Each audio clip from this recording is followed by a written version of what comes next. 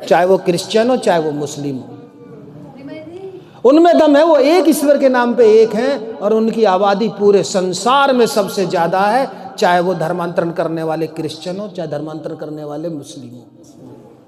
रहेगा वो इन मत पंथों में भी नहीं वो हिंदू। एक साइंटिस्ट ने एक प्रयोग करा, बीकर लिया, उस बीकर में मेंढक डाला, पानी डाल करके, और उसको धीरे धीरे धीरे धीरे गर्म करा।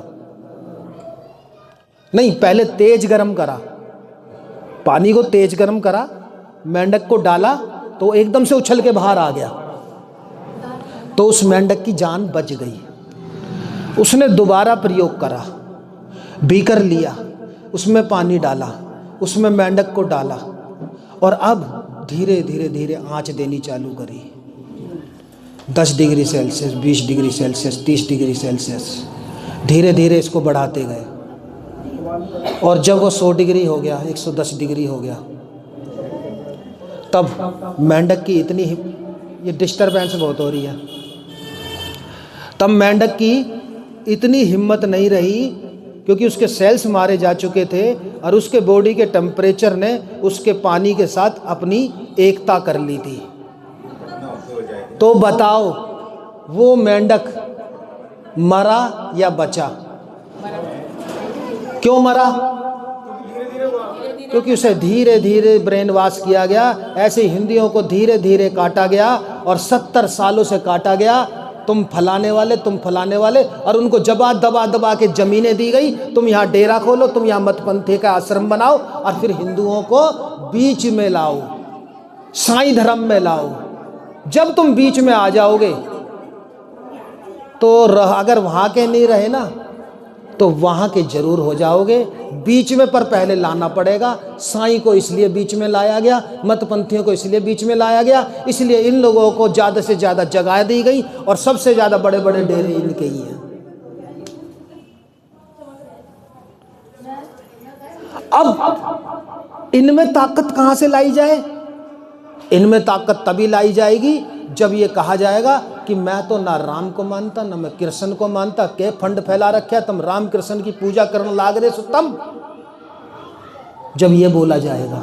क्यों? क्योंकि रामपाल के शिष्य जैसे, रामपाल के मतपंथी जैसे ये शब्द बोलते हैं कि कृष्ण तो काल है।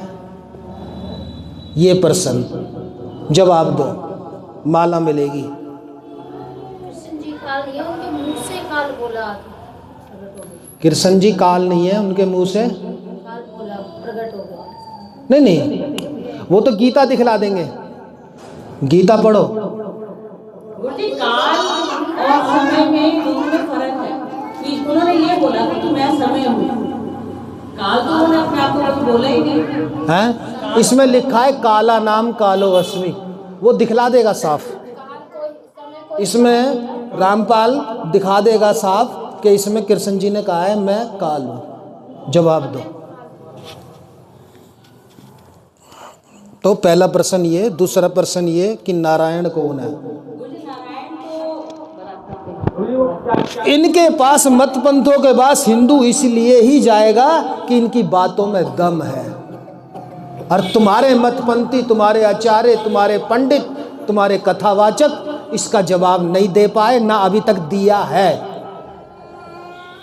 वो तो कह देगा साहब गीता में लिखा है, और गीता में श्री कृष्ण भगवान कह रहे हैं कालो अस्मि। अब जो काल है उसके पास कौन जाएगा? हम तो अकाल के पास जाएंगे ना, हमें तो मुक्ति चाहिए ना। अकाल का मतलब क्या है? मुक्ति क्या होती है? अरे भाई कुछ तो बोलो।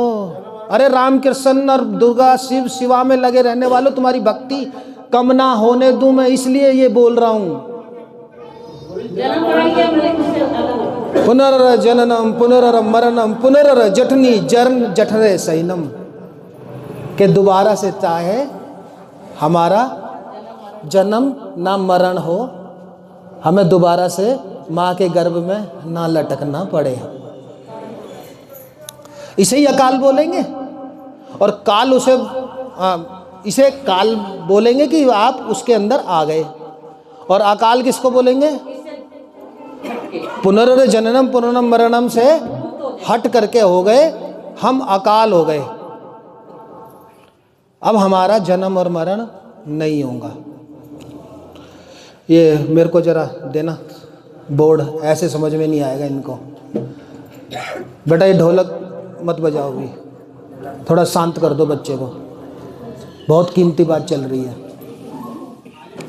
क्योंकि अगर ये चीज़ समझ में नहीं आई, तुम्हारे काल और अकाल, तुम जितनी मर्जी पूजा पाठ कर लो, जितना मर्जी रामकृष्ण को मान लो, जितना मर्जी श्रीवर शिवा को मान लो, तुम्हारी भक्ति